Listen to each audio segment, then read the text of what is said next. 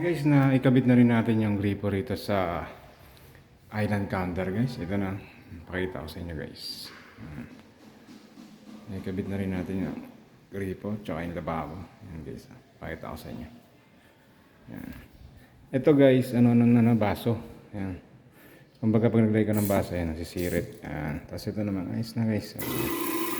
Tubig natin. Yan. Tapos tayo ay naka-grease trap guys. Pakita ko rin sa inyo, naka-grease trap tayo. Para kung halimbawa may lumagpas na kanin o sebo, at least masasalo nyo guys. Papakita sa inyo guys ha. Naka-grease trap tayo guys. Yan.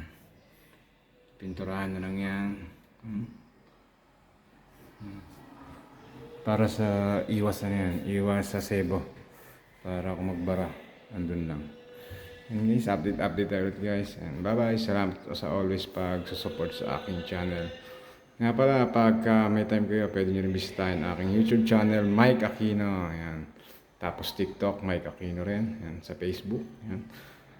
Thank you always sa laging pagsuporta sa ating mga followers and subscribers. Ayan. Salamat guys. And update lang tayo ulit. And bye bye. God bless all.